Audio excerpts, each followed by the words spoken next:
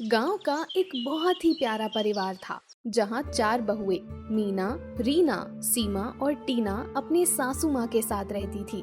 नवरात्रि आने वाली थी और सासू माँ को इस साल बहुओं के नवरात्रि की पूजा का इंतजाम खुद करने का विचार आया।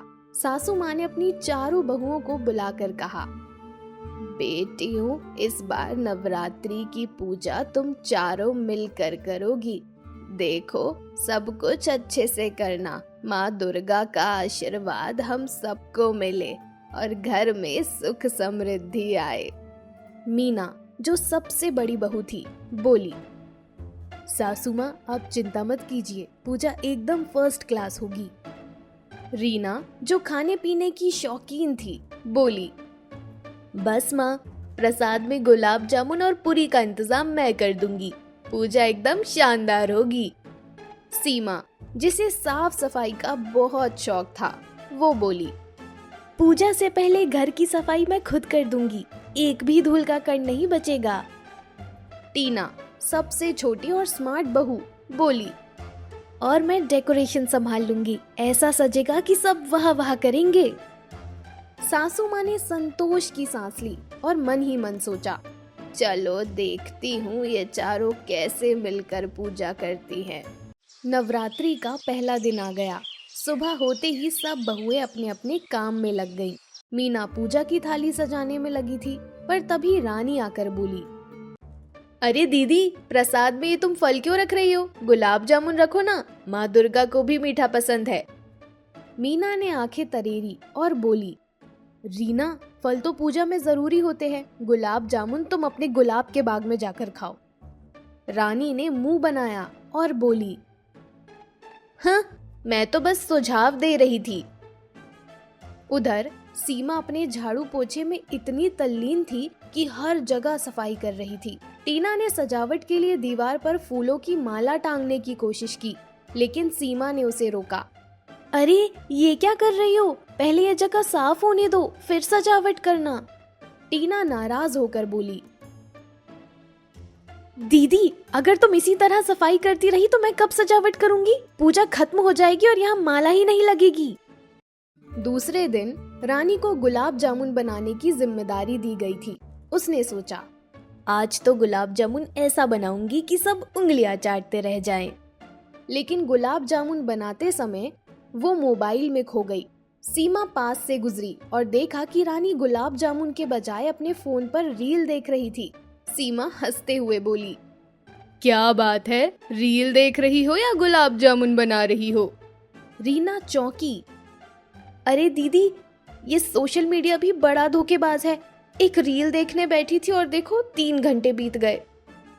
मीना, जो पास खड़ी थी, मजाक में बोली, इसलिए कहती हूँ कि गुलाब जामुन के बजाय फल चढ़ा दो, माँ दुर्गा भी खुश और तुम भी। सब हंसने लगे। तीसरे दिन पूजा की तैयारियों का समापन होने वाला था, लेकिन बहुओं में अभी भी मतभेद थे। सीमा साफ सफाई के बारे में ज्यादा चिंतित थी। रीना केवल स्वादिष्ट प्रसाद बनाने में मस्त थी। टीना डेकोरेशन में इतनी उलझ गई कि पूजा का असली मकसद ही भूल गई। और मीना, जो सबसे बड़ी थी, हमेशा दूसरों को आदेश देती रहती थी। शाम को जब सासू माँ ने देखा कि चारों के बीच में अब भी झगड़ा चल रहा है, तो उन्होंने सबको एकत्र किया और बड़े ही प्यार से बोली, बेटियों, नवरात्रि पूजा का असली महत्व माँ दुर्गा की शक्ति का आवाहन करना है। लेकिन देखो, तुम सब आपस में ही लड़ रही हो। पूजा सफल तब ही होगी जब तुम सब एक होकर काम करोगी।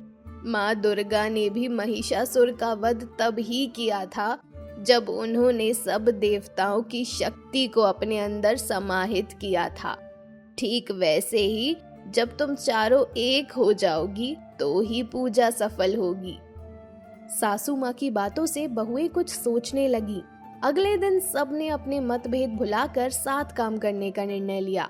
मीना ने पूजा की थाली सजाई। इस बार रीना ने भी बिना कोई शिकायत किए फल और गुलाब जामुन दोनों चढ़ाए। सीमा ने साफ सफाई जल्दी खत्म की ताकि टीना डेकोरेशन समय पर कर सके, और टीना ने भी सबकी मदद से घर को ऐसा सजाया कि सब दंग रह गए। पूजा शुरू होते ही सबने एकजुट होकर माँ दुर्गा की आराधना की। एक दूसरे की मदद करते हुए उन्होंने माँ दुर्गा के समक्ष दीप जलाए और मन से प्रार्थना की। इस बार उनके मन में कोई मतभेद नहीं था, कोई लड़ाई झगड़ा नहीं था। सबने एक साथ माँ दुर्गा की आराधना की और प्रसाद भी सबने मिलकर बांटा। पूजा के बाद सासू माँ ने चारों बहुओं को आशीर्वाद दिया और कहा, देखा बेटियों, जब तुमने मिलकर काम किया तो पूजा कितनी सफल हुई। जिंदगी में भी जब हम एक होकर किसी काम को करते हैं तो उसका फल हमेशा अच्छा ही होता है। माँ दुर्गा हमें यही सिखाती हैं कि एकता और शक्ति से ही हम बड़े से बड़े संकट को हरा सकते हैं। तुम चारों में अलग अलग खूबियां हैं, लेकिन जब तुम सब साथ आती हो तो तुम एक दूसरे को और भी सशक्त बनाती हो। मीना मुस्कुराकर बोली, सासू माँ, आपने सही कहा। आज से हम हमेशा मिलकर काम करेंगे, चाहे पूजा हो या घर के अन्य काम। रीना हंसते हुए बोली, हाँ, और मैं बिना फोन देखे गुलाब जामुन बनाऊंगी। सीमा ने मजाक में कहा, और मैं थोड़ा कम सफाई करूंगी ताकि दूसरों को भी कुछ काम करने का मौका मिले। टीना ने हंसते हुए कहा, और मैं इतनी सजावट करूंगी कि कोई भी उसे हटाने की हिम्मत ना कर सके। सभी बहुएं और सासू माँ हंसते हुए एक दूसरे के गले लग गए। इस नवरात्रि की पूजा ने उन्हें सिखाया कि जीवन में एकता, समझदारी और सहयोग ही सबसे बड़ी शक्ति है। और इस तरह चारों बहुएं अपने अपने मतभेद भुलाकर एकजुट हो गई और उनके घर में सुख समृद्धि का वास हो गया। माँ दुर्गा के आशीर्वाद से उनका परिवार हमेशा खुशहाल बना रहा। एकता में ही शक्ति है। जब हम आपसी मतभेदों को भुलाकर मिलकर काम करते हैं तो किसी भी कठिनाई का सामना कर सकते हैं।